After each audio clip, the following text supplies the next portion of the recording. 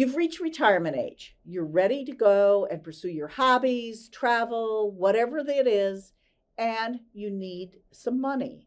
So let's talk about taking distributions from your IRA accounts, and let's split it up between age 59 and a half till the time you reach required minimum distribution age, and then after required minimum distribution age.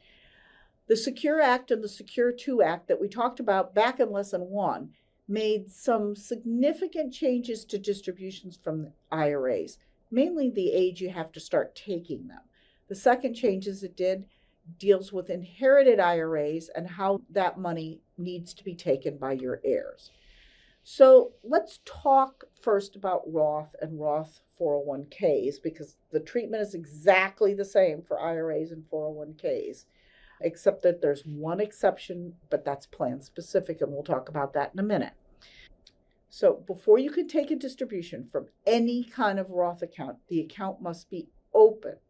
Note the word open and funded. So it doesn't matter, it's got to have a little bit money in it the first year for 5 years before you can take distribution 1. Otherwise, there's a penalty.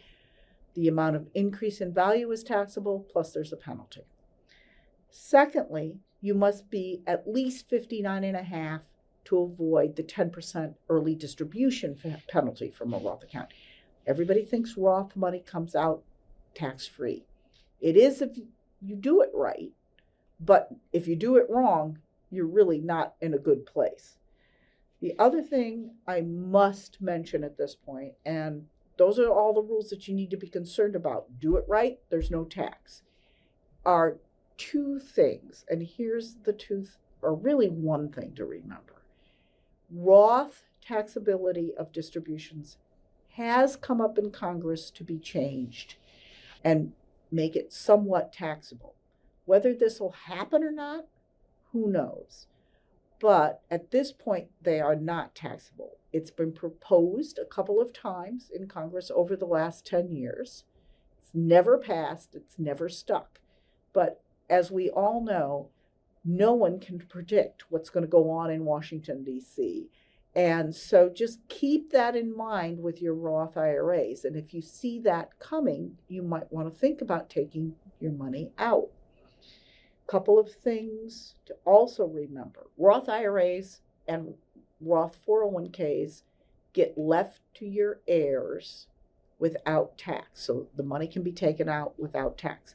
That's a great way to get money to your heirs without tax. There are a couple rules. If you're the spouse of the deceased person, so we're going to call him the owner of the account, you still have to abide by the 5-year rule. You still have to abide by the 59.5-year rule. But if you're the spouse, you treat that account as if it was your own. So same thing. If you're not the spouse, there's more rules. If you're not the minor child of the deceased, then you must distribute the account entirely within 10 years. If you are the minor child of the deceased, meaning that you're under 18, you may take distributions based on the child's life expectancy until age 18, and it can be increased until age 26, but then it must all be taken. So they're a little bit complex, especially for minor children. And there are new regulations, and by new regulations, I mean that they came out in July of 2024 that cover this area. So there's something you want to make sure that you're getting good, sound advice and the latest advice. Moving on to our traditional 401ks and IRAs. Money coming out of those accounts is taxable. It's taxable as ordinary income. Now, we've talked about making sure that those accounts having basis. If you've made after-tax contributions to those accounts, that creates basis in those accounts. That portion of those accounts is not taxable, and it's a fraction, so you need to figure it out every year. So, prior to the two Secure Acts, distributions had to start at age 70 and a half. That was a hard and fast rule.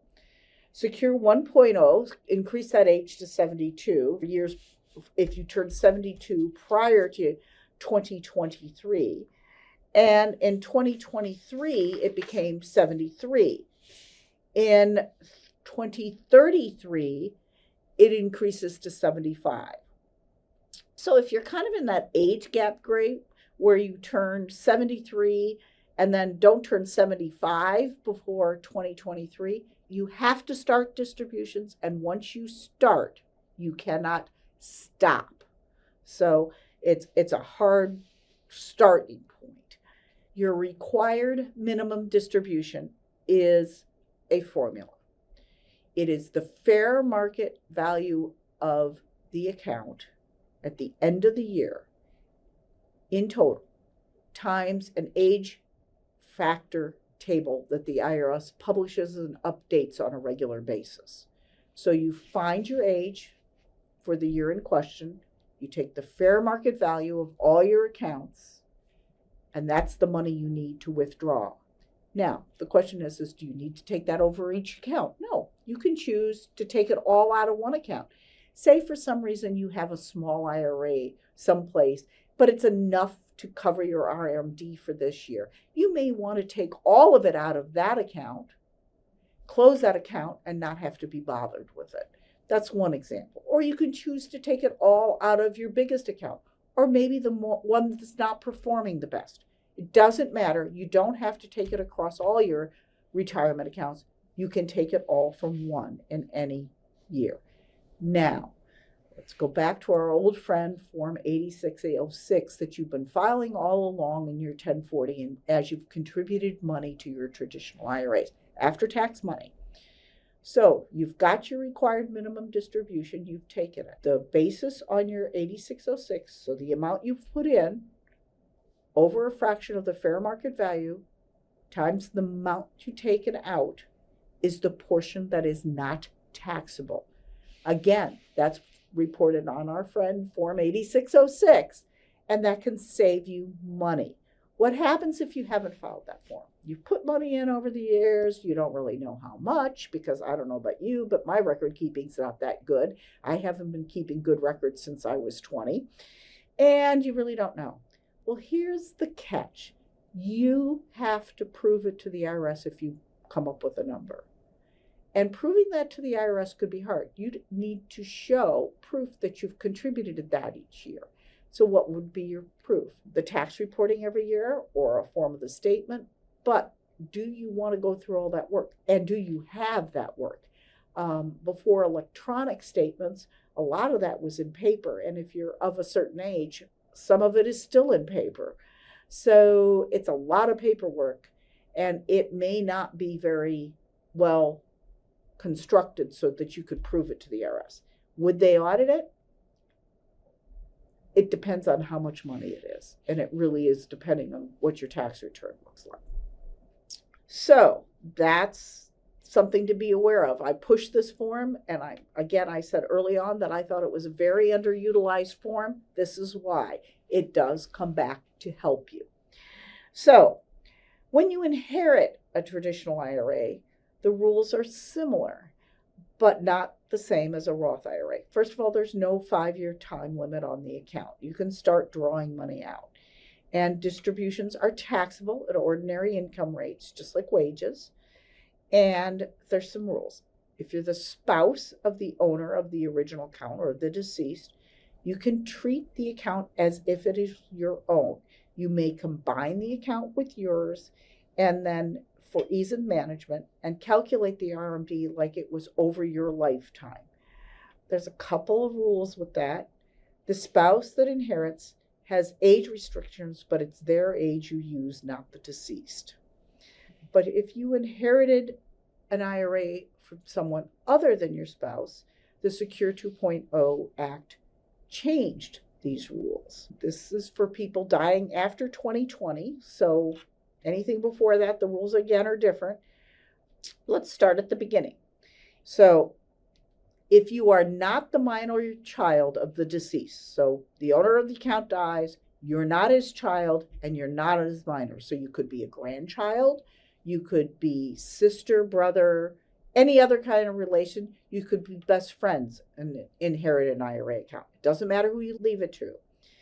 If you're not a minor child, you have 10 years to withdraw all that money from the account. You can do some in year 1, some in year 10. Doesn't matter. By the end of the 10th year after death, that needs to be fully distributed.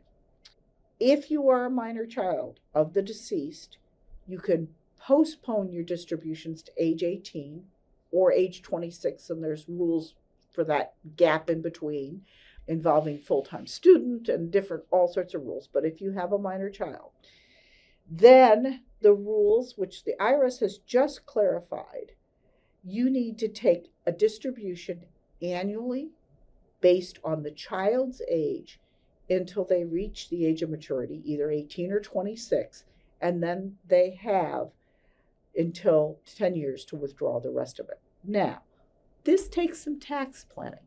Step back from it.